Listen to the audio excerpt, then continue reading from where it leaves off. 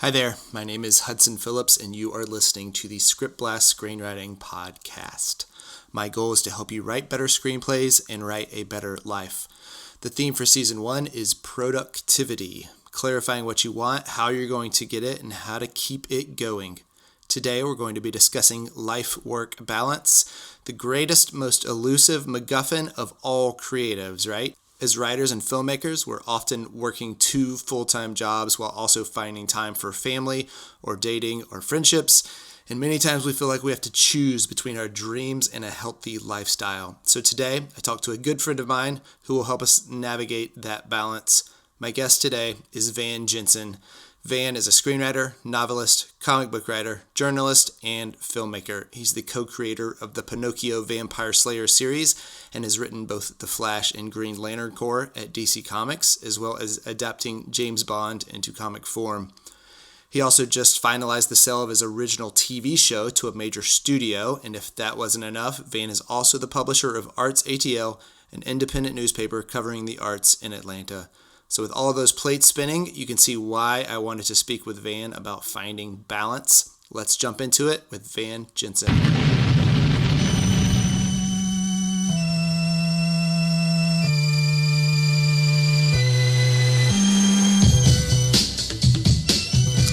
All right, Van, thank you for hanging out with us today. Yeah, thanks for having me. Absolutely. So you have a bit of a kind of long and twisting writing journey with a lot of stop-offs at different careers and things, starting off as a crime journalist. And I feel like maybe that early experience established a certain work ethic in you that maybe influenced the rest of your career. Can you talk a little bit about that and how it brought you from there to what you're doing today? Yeah. So in college, I studied journalism. And then out of college, I worked as a crime reporter in Little Rock, Arkansas at the main newspaper there. And the thing that I always tell people is, there's this question that I get a lot from writers about like, what do you do about writer's block? And I always think back to working at the newspaper where, it's like I've got the police scanner, listening to the radio calls and then like driving around the city to crime scenes and reporting on stuff. And every night it's, there's a certain point where the newspaper goes to the printing press and you have to get the stories done before then. And so I would be literally racing the clock to write this stuff and report on these crimes and to put together articles. And if I ever made the excuse of like, oh, I've got writer's block, I would not have a job the next day. It's very simple. It's like you either do the work or you get fired. Yeah. So a more likely excuse was I am extremely traumatized by what I just witnessed. Right. Which, absolutely. It was pretty horrific at times. But yeah. So, and I mean, I grew up on a farm. So, I kind of have always had, I think, a solid work ethic, but it like de-romanticizes writing to where, when you're a journalist and when you're on that daily deadline, you don't wait for the muse of inspiration. It's just like, okay, go to work, crank on it, make it as good as I can make it, clock out, do it again the next day. Yeah. So tell us a little bit about your journey since then, and your kind of stopovers in different mediums, different genres, and maybe how those original experiences for yourself influenced those new areas that you explored. Yeah, so at the newspaper, I worked with Dusty Higgins, who's an artist, and my wife and I moved to Atlanta for her to go to law school. And it was after we moved here, I had started working in magazines rather than newspapers. And Dusty called me up and asked me if I wanted to do a graphic novel together. And he had this concept of kind of a like tough Pinocchio character fighting vampires. So I mean, we really like neither of us had ever made a comic book, but we both loved comics. We both loved storytelling, so we just we just figured it out.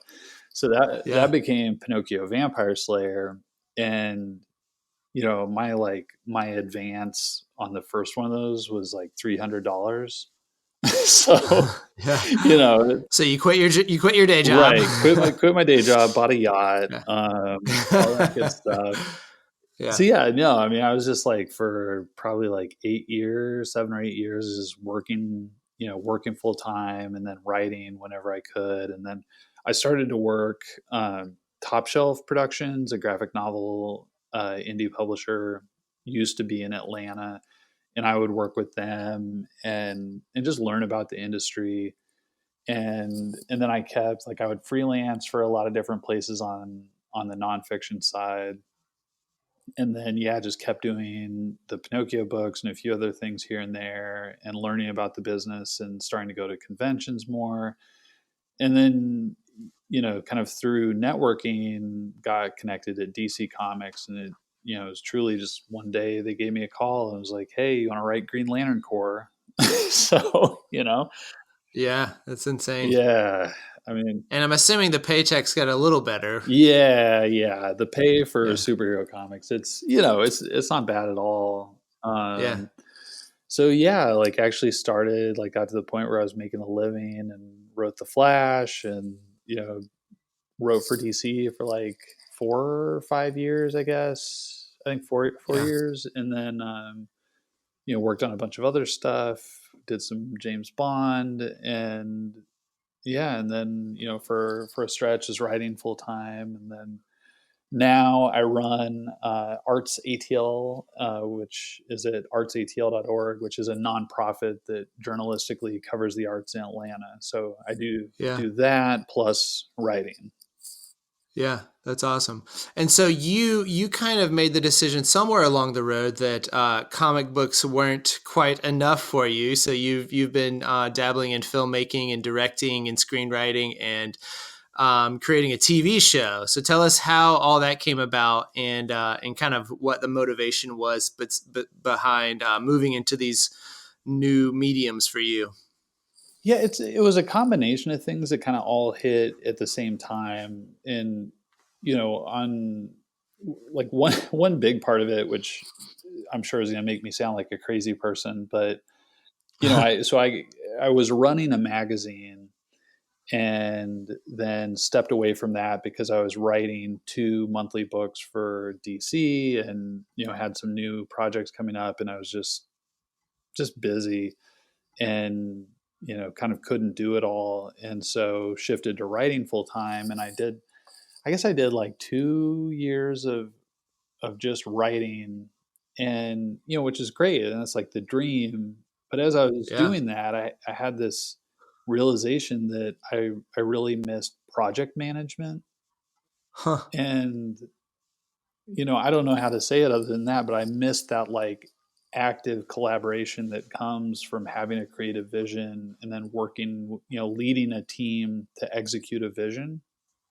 Right. Right. Right. And so I had gotten to know a ton of different creative people in Atlanta, and especially because film is so big here, just a ton of people working in film. And so I was meeting with some of those people, and I was really having this deliberation of like, I want to do this.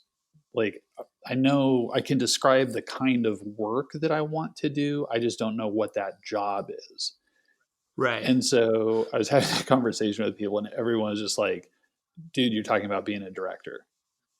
Just like, this is Yeah. there's a very obvious answer to this question. Right. Yeah. Yeah. Yeah. Um, and so yeah, so I just had these great connections that really guided me into film. And I mean, I'd never been on a film set, but I had written a couple, or maybe a screenplay or two, just for kicks at that point. But yeah, that was so. Just write screenplays to relax in the evening. Right. Because I don't know. I mean, it's like I don't know what to do aside from sit down and keep churning on stuff. Um, Yeah. but yeah, so I directed a short, and then I've directed a couple of other shorts and directed some music videos, and through that, I think it was mainly more people in film started to hear about me, and it was like, wait, this the dude that wrote The Flash is like making short films, and like, how did that happen? I think I was like this Yeah. novelty to people. Yeah. Like, Yeah. Like like, who is this dude? Um, and so, yeah, so then I just got to meet more and more people and got connected with Picture It Productions, which is a production company here in Atlanta. And they approached me about, developing some TV stuff. And I mean, I was not, it's not like I was sitting around like, let me tell you about all my genius TV show ideas. But um, I kind of, my general attitude about things is like, if anyone opens a door for me, it's like I'll stick my head through, and Yeah. check it Oh, out. absolutely. And I think it's such an important lesson for writers and creatives in general of following the momentum, Yeah. of kind of putting a lot out there, and the thing that is gaining traction, that's gaining speed, that's the thing you want to latch onto. Which I'm kind of curious. So a lot of advice you hear is, oh, just focus on one thing and become great at that one thing. But you kind of threw that advice out the window, and you're doing a million things, and it seems to really pay off for you. So what is it about that? Is it just the plant a bunch of seeds and see what sprouts, or is it that you get bored, or what is it that really drives the multiple mediums that you explore with your writing? I mean, you were very nice in the things you said about me, and I don't know that I don't know that I deserve them, but Yeah, I some of it. I mean, I do think I get kind of intellectually bored with things. right. Like it's Yeah, I don't. I mean, even with a story, it's like once I unlock a story, then it's just work. and right. And I always, I mean, with comic books even, I think I've always looked at like how can I challenge myself? Like how can I create something that's, different than what has come before, or play with the medium in innovative ways. I mean, there was like the Yeah, $6 million man issue that was all, one 24-page long single panel that it was, I mean, yeah. It's it was awesome. truly, Yeah. it was just like the artist and I being like, hey, what if we did something that no one has done before? Right. Uh, So when you have an idea, you're like, oh, this is a comic book, or this is a movie, or this is a novel. Like, you work towards the medium. You don't try to shoehorn something in, right? yeah. So my process, the like story refinement is all pretty much the same, like medium to medium. Like I don't Yeah. typically, I mean, every once in a while something appears and it's just like, this is obviously this. But generally, Right. I have a story idea and I kick it around for a while, and I try to get to where I can write basically like a one-page synopsis of what this thing is, Yeah. and even truly just to have like one sentence that summarizes the project really well. And from there, yeah, I decide like, okay, like in terms of business sense, in terms of you know I mean, there are just some things like interiority does really well in novels, but and you can kind of do it in film, but you can't really do it in comics at all, or at least it's very hard to do Mm, it in comics. And yeah. some like comics are a very they're a very tight medium. They're very constrained in terms of space. Um, Only so many words you can fit on a page, that kind of stuff. yeah, exactly. I mean, if you put any more than like 300 words of dialogue on a page, it gets super crowded.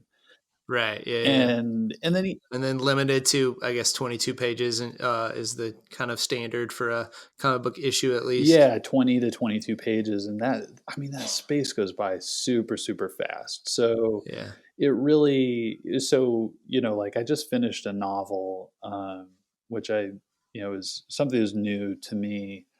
I mean, I guess I shouldn't.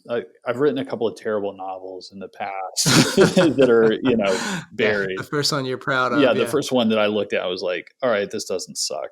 Yeah. Um, I'll show this to someone besides my wife. right, right, right, right.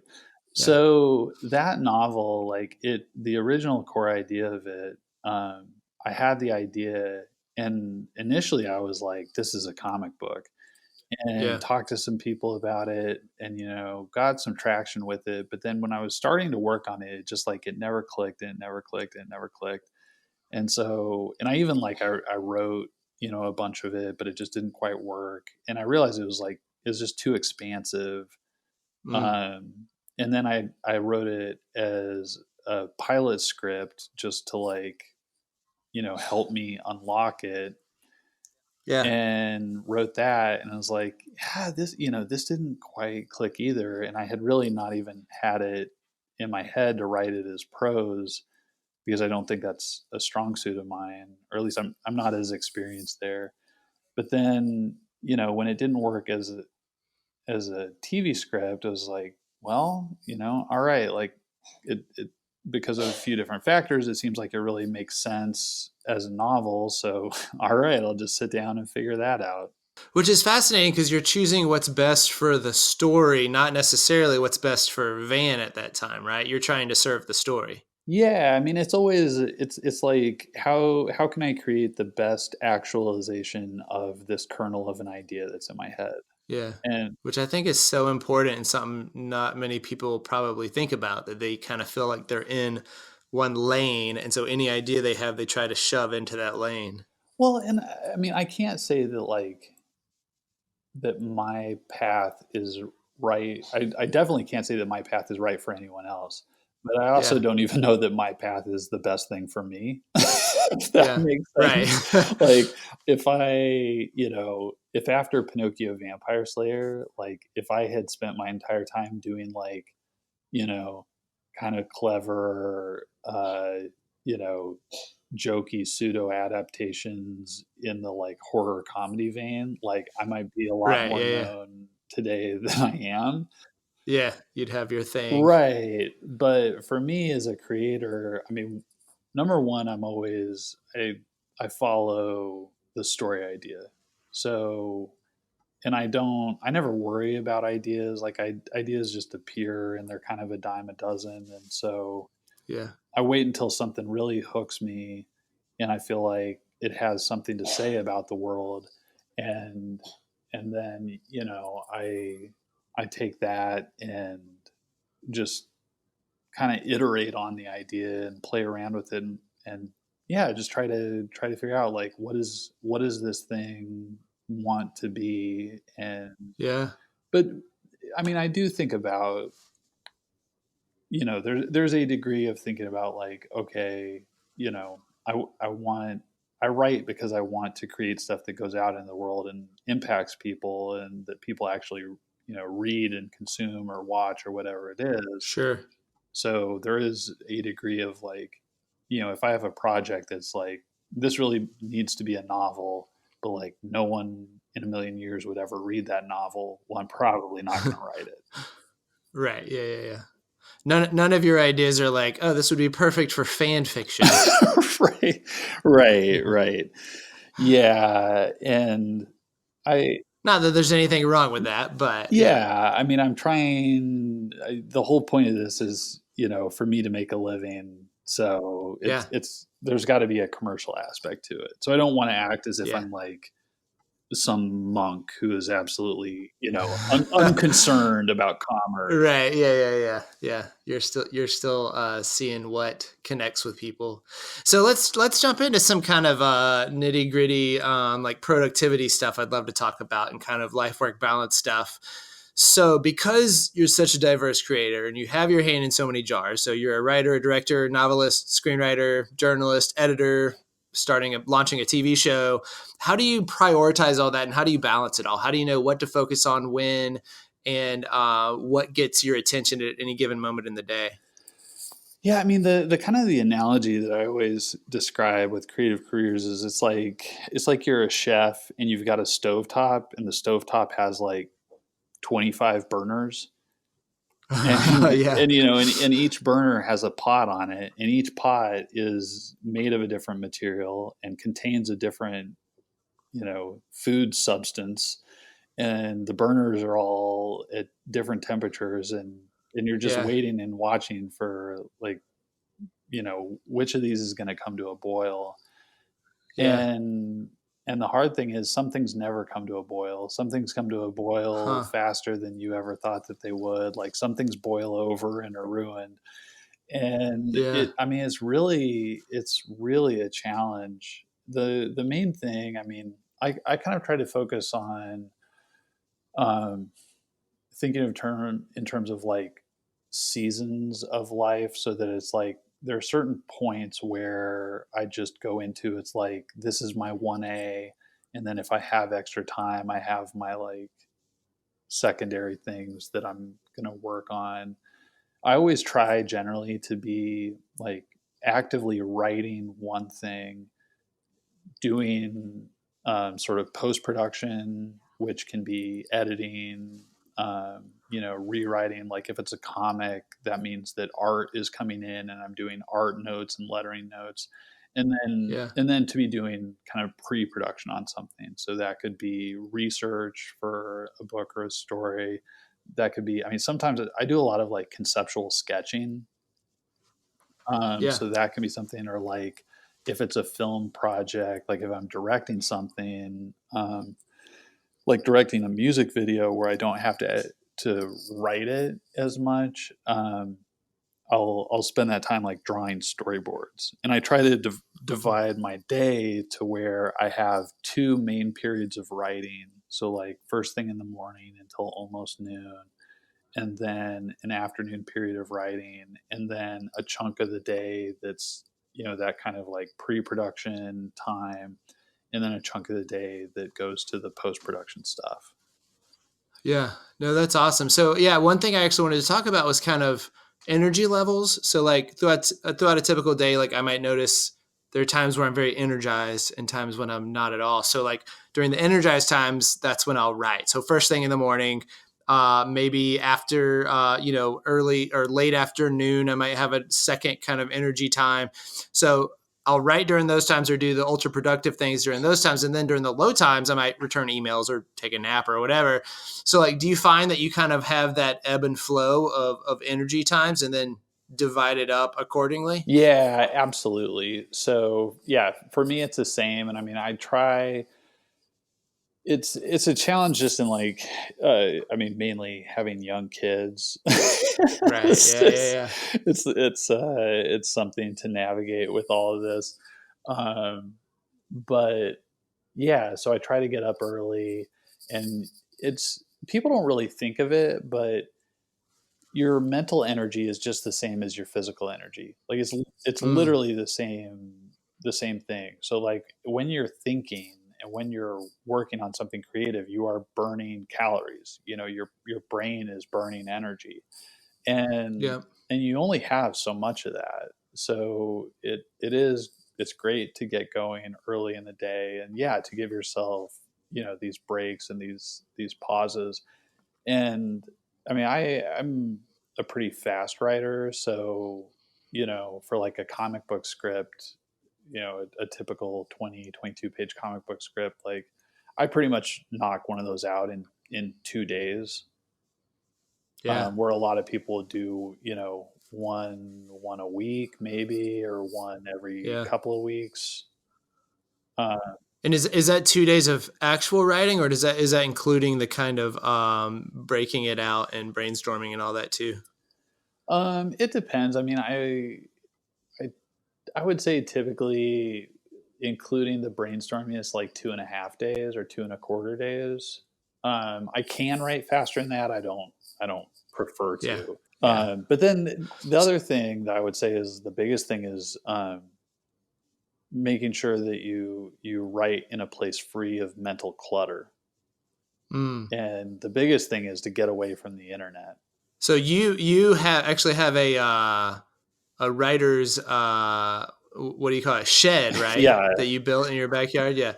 And from my understanding, it does not have internet. You can't access there's internet. no internet. So wait, how do you keep it from having internet if your house has Wi-Fi? The Wi-Fi just isn't strong enough to get back there. Oh, gotcha. That's Yeah, awesome. it's at like the very far back of the yard. It's just this little shed, and my writer's room is on the back end of the shed. I can stare at the fence and watch the squirrels run around, or I can work. Yeah, yeah, yeah. So what advice would you give for a writer trying to find their place to write? What kind of things should they look for, or like is it really true that different writers, um, work well in different environments? Yeah, well, and I mean, I think that you can kind of adjust to any circumstance. Like I went through a period when I was really getting busy at DC where I was traveling a ton, and Uh-huh. I was always like, I have to have absolute silence to write, and I just got to a point where it was like, well, I can't make excuses, so I would write on the airplane, I would write everywhere. Yeah. But you are your most productive when you are not being distracted. Like Yeah. that's just true. So just find like what's the place where you don't have distraction? Like maybe that's going to a library, maybe it's um, holing up in a park somewhere. Like maybe it's I mean there have been writers like Stephen King wrote a bunch of stuff essentially in a closet in his house. Yeah. I'm sure that he does not now write in a closet. Right. Yeah. Yeah. He can afford a much bigger closet. Right, exactly. But yeah, that like the principle is just get away from distractions. But I mean, Yeah. I just keep as much as I can, I try to keep distractions out of my life, period.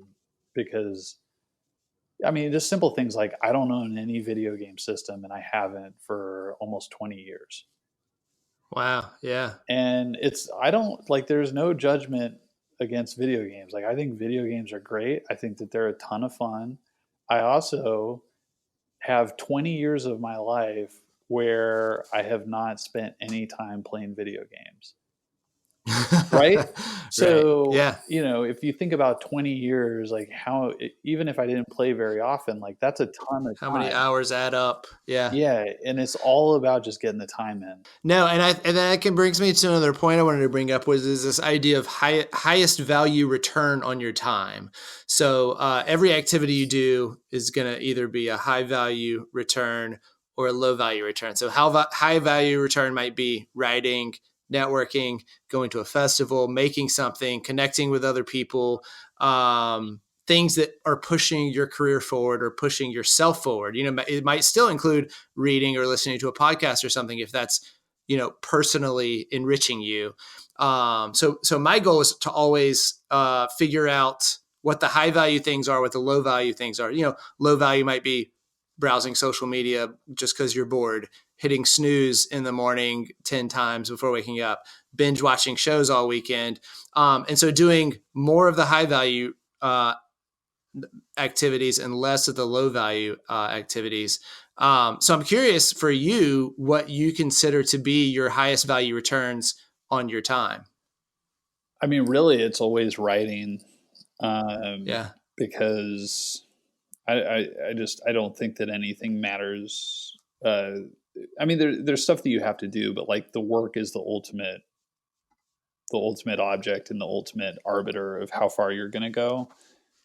And Yeah. it's not just that like you have to have finished work to put out into the world, but you also every word you put down on the page, you're that much better of a writer than you were previously. And Right. Yep. and I mean it's also I kind of almost look at writing as this like luxury time. And I'm not in love with the experience of writing. I don't, Mm-hmm. fetishize it, but I always just like if I just have uninhibited writing time, oh man, it's the best. Yeah. And it energizes you and it kind of feels like it's that thing you're meant to be doing. Well, let me phrase it this way because you're pretty well established in the world. And I think oftentimes there are activities that we think are high value activities when really they're low. Is there anything that you would describe like that in your own life that like, no, the writing's the thing, you need to put all this stuff off or spend more time writing and less time doing blank? Yeah, I mean, and I'm always learning and always growing. But I think one thing is to not, and this is an obvious thing, but it's to not get caught in the allure of social media Yeah. and you know all that you earn from a clever viral tweet is is however many internet dollars, right? And Yeah. I think that there was this brief moment and this is probably like 3 or 4 years ago, where this was still pretty novel, where, something like shit my dad says would appear. And then all of a Right. sudden people would be like, oh yeah, let's make that into a TV show. Yeah. That era is in the past. Yeah. But you do feel a lot of pressure to, oh, you have to have a brand, you have to be interacting with fans. I mean, you've got to feel that to some degree, right? I used to. Yeah. And I I feel like I'm like I decided to be aggressively bad at social media. Is my response to it. Right. And it's not that I don't spend any time on it, but I like deleted basically everything, I guess, aside from Instagram off of my phone. Yeah. And I don't, I really value in-person interaction. And so for me, I made a shift where I was like, I am going to prioritize being engaged with real people in real life in the city where I live. Yeah. Oh, I love that. And that has really been a big change for me, because I'm super introverted, in terms of like where I derive energy. So I don't. Right. So it's easier for you to interact on the internet than it is in real life. Yeah, absolutely, absolutely. And so I just found, I mean, I for so long I was working full time and writing full time essentially. So I just was Mm. not, I was not that social and was not that engaged with people. And then I kind of hit a career point too, where I realized that people were looking at me, people were coming to me for advice. Like I wasn't the young kid trying to figure things out anymore. I was like, oh, I'm established enough that people, see some value in my experience and want to learn from me. and Yeah. and those things kind of happened at the same time as I was getting very disillusioned with the whole social media churn, and the kind of, I'm not going to say falseness, but just lack of richness of that space. Yeah, I think it's true, and I think people are really feeling that. And I think like the Fire Festival documentaries that just came out that were a big. I felt like we're like a big magnifying glass on what this influencer culture that we have is. Just there's nothing underneath it. It's all this kind of sheen on the outside, and we've got all this false sense of community that's not really there. And people are really longing for something personal and connecting with people, because I've gone through the same shift that you have. I mean, I still have a lot of presence online, but I've also been trying to get into the community in Atlanta and really connect with other creators, and really build up those personal relationships. And it's been night and day for me. Yeah, same here. And yeah, it's just, I don't know. I mean, I think that stuff only matters when, for you as an artist to go and create something on your own, that it doesn't matter until, one, you share it with an audience, but also that you create something within a community. Mm, And yeah, I 100% agree with that. so I'm in a position in life where it's like I don't lack for, comfort or whatever. Like I have a Yeah, fine life. It's not like we're starving or anything or struggling to put food on the table. So there are yeah. people in that situation that have to make, you know, they have to make decisions based on a different calculus than I do. But one thing that's really important to me is making decisions for my career that are based on the way that I define happiness and the Mm, priorities that I make, rather than, what society writ large or anyone else has as their priorities. yeah, I love that. So like most of my kind of, I feel like consumption of entertainment has been replaced by creating of entertainment. So I'm curious, especially as a writer, like you want to consume stuff, you want to read what comic books are popular right now. You want to read your friends' comic books. You want to watch what's going on in TV and movies in order to influence you. Do you have a hard time making time for that because your highest value activity is creating stuff as opposed to consuming? Yeah, and I'm trying to think of what I mean, I barely read comic books anymore, which is terrible. And Yeah. I have, I have like my nightstand is this massive stack of my friends' comics mine, mine is too with scripts. Yeah. oh man, it's terrible. And yeah, just, I constantly feel bad about how little time I get to spend reading, and I'll pretty much just like every once in a while, get to spend some time watching a show. And if I like, especially if I get, if I'm like sick, I'm never very productive writing, so it's like, all right, like I'm gonna pick something to power through. Yeah. But I also, I mean, something I've been trying to do is rather than just stream a bunch of stuff, and this goes back to that community thing, is in Atlanta, we're super fortunate to have Videodrome, which is a DVD rental store. Yeah. And so One of the few that still exists. yeah, Yeah. exactly. And it's phenomenal. It has this incredible collection, and it's great people that run it, and it's relatively close to where we live.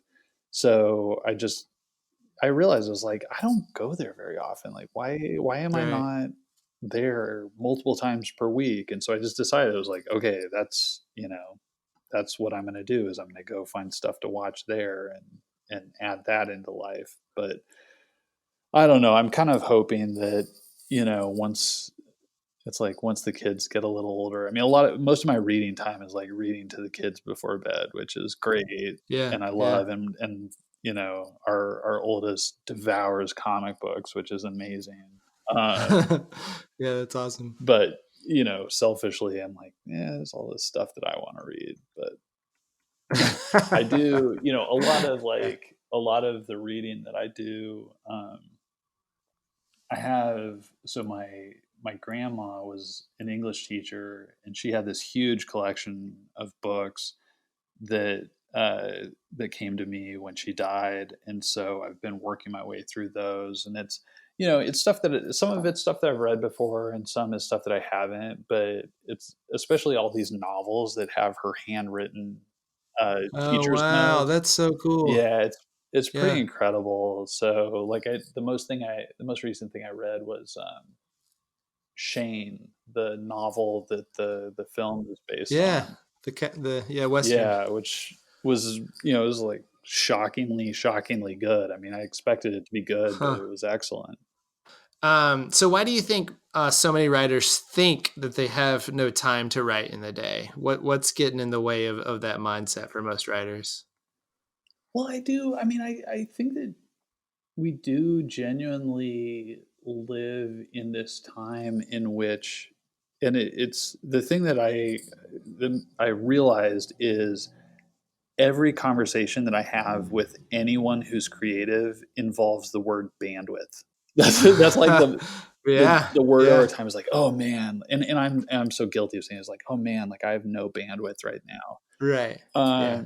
And I think that some of it does come from the fact that we are always connected, Yeah. and so, you always have access to your emails, and there's always more emails coming in. And so because we're always sending more emails than someone else, you know is getting emails from us, and it's this never ending churn. Yeah. And so, I mean, I think that that is absolutely a component of it. And then it's also, I don't know, and this might just be Atlanta that feels this way, but in Atlanta, there's so many creative people doing so many cool and interesting things. And I mean, I've had nights where it's like there are 5 different things I've been invited to. Right. And so it's really a challenge to, To fill that bandwidth. right, right.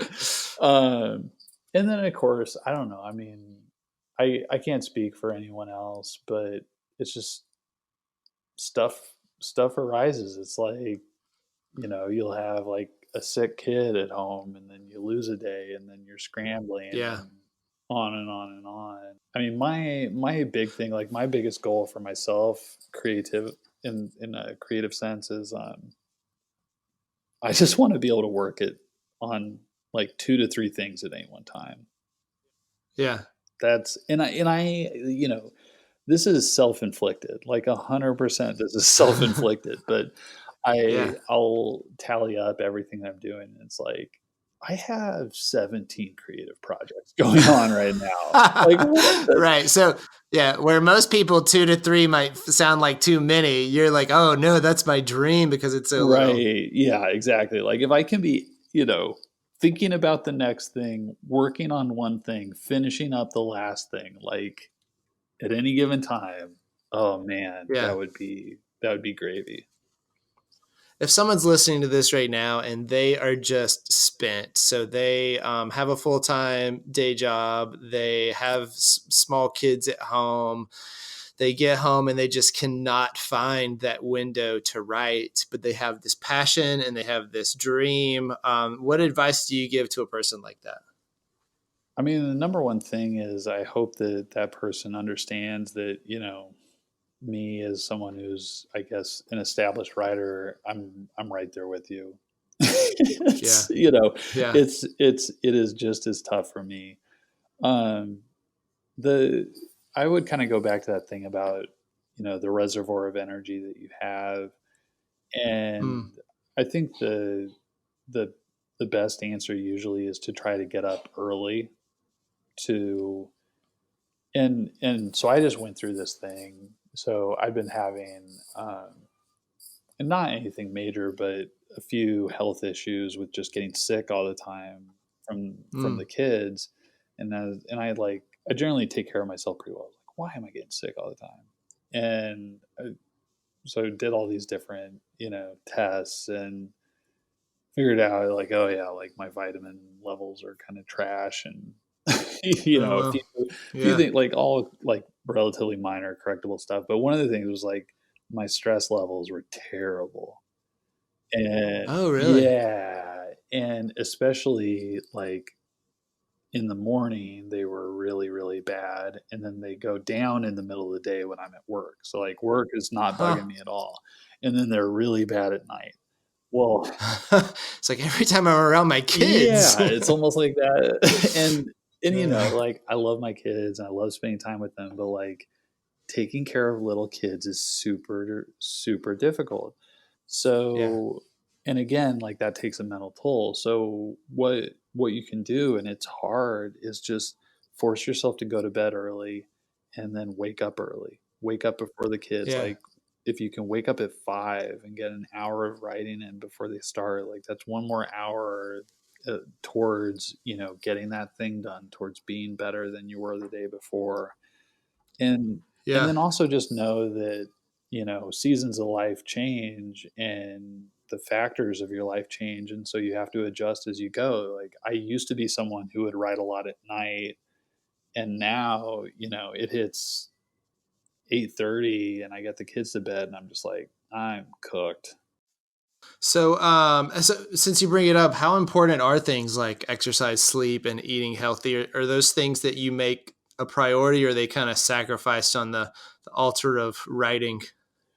I'm a really big believer in pretty uh intense self-regulation, I guess. I don't know how to put Yeah. it. Like I was not a healthy person like as a kid, and even through college, and I've kind of been gradually figuring this out. But I pretty much like lift weights, I guess 3 times a week, and then do some form of cardio every day, even if it's just going for a long walk, and then try to do some high intensity interval training, and then I eat very very specifically. Um, a pretty intensely healthy diet, and Yeah. a lot of it is just trying to kind of boost my immune system and be healthy. But then also, I mean, I just like I want to keep it functioning well. Like I want to be healthy and be able to write for a long time. And but I also like I just want to be a healthy, well functioning person outside of writing. Like writing is not everything. Right. Right. And I find that your writing even gets better when you are a healthy person and taking care of yourself, and your energy levels are up when you're eating right and you're exercising, and those energy levels translate to, better passion, better products and all that. Yeah, the whole like the notion of the like tortured writer, Right. like Tortured artist. yeah, Yeah. that it's total bullshit. It is just Mm-hmm. absolute. It's an excuse, just the way that that saying you have writer's block is an excuse. So last thing I wanted to talk about is, what do you say to somebody who, both of us work in indie film a little bit, and in that world, you're just wearing so many hats, and it takes so much energy to get something over the finish line. And really, in any of these creative endeavors, it's like that oftentimes you can just get to that point where you're just burnt out. So you've been pushing at 110% for weeks and months, and you get to that point and you're like, I can't push anymore. So what do you say to somebody that reaches that burnout point in order to maybe get reinvigorated or to reassess what they're doing? Well, I identify with that absolutely because I Yeah. mean, I hit that point last year, Yeah. and truly, I was just like, I can't keep going the way that I'm going. And for me, and I mean, I'm not going to say that I've like, gotten got all the answers to everything. Um, for me, it's taking a little time away, Mm. getting not having any kind of big project, and really slowing down, um, taking the time to just get out and go for walks, taking the time to read, taking the time especially to reread, um, books that, and I think especially prose is really good for this because it Yeah. it just it activates your brain in a different way. um, Getting off of your phone. I mean, spending, truly like trying to spend a half hour a day or less on your phone. Yeah. Um, And I just realized my phone keeps up with the amount of time I spend on that, which whenever I check that part of the app, I'm so embarrassed by myself. yeah, thankfully there are these tools now, right, where it's really Yeah. easy to be like, oh, this is To track this it. is exactly how garbage I'm being right now. Um, Yeah, but I think all that advice is absolutely fantastic, and really helpful. So let's wrap up with I'm going to do 5 rapid fire questions at you here. So, what do you write? I write comic books, prose, and film. What's your proudest accomplishment? I mean, really being a dad. Aw, that's great. And you can tell folks you're a dad to 2 boys, right? How old are they? About 4 and 2. How do you define success? The reaction of the audience. What writers do you most look up to and why? Um, Vonnegut is probably close to the top of the list, just in how smartly simple he is, and Italo Calvino, the great Italian writer, for his inventiveness and whimsy and mischief. That's awesome. I haven't even heard of that guy. But in terms of Vonnegut, I went to his museum in Indianapolis, and they have his writing station where he would write, and he would write on a typewriter, but he would like sit like on a couch, and the typewriter would be on a coffee table, so he'd be like slouched over. It'd be like the worst Oh my possible gosh, posture you could for writing. Yeah, that sounds horrific. yeah. So, what advice would you give to your younger self? It's gonna be okay. All right. So where can people find you and your creations on and around the internet? Let's see. I'm pretty bad with this internet thing. I think it's just Van_Jensen on Twitter, and then I think it is Van with 2 underscores Jensen on Instagram. Yeah, just Google Van Jensen. Yeah, You'll figure it you'll out. find some stuff, and then artsatl.org is the if people are in and around Atlanta and want to learn about the arts, there's a lot of cool stuff there. Very cool. Awesome. Well, thank you so much, dude. I really appreciate the time. No, thanks for having me. Thanks so much to Van for being our guide this episode. So many great takeaways, but as always, I want to leave you with one specific assignment for the week. This week, take an assessment of how you spend your time each day. Write out everything you do from morning till night, from work to TV time to social media browsing, and ask of each activity, is this a high-value activity or low-value activity? Take a look at your energy levels. Are you spending your high-energy times doing high-value activities? Take an honest look at your day and make adjustments. Figure out how to do more of the high-value activities and less of the low. And if you're looking for daily accountability and encouragement, we'd love for you to join us in our private ScriptBlast Facebook group, which you can find at facebook.com/groups/ScriptBlast. Sign up for more free resources at scriptblast.com or email me personally at hudson@scriptblast.com. I'd love to talk to you about your writing schedule and help you prune your lifestyle. Next week, we'll be speaking with screenwriter Jessica Coleman all about what I like to call the mental slog and how having a writing partner helps keep her afloat. In the meantime, keep writing.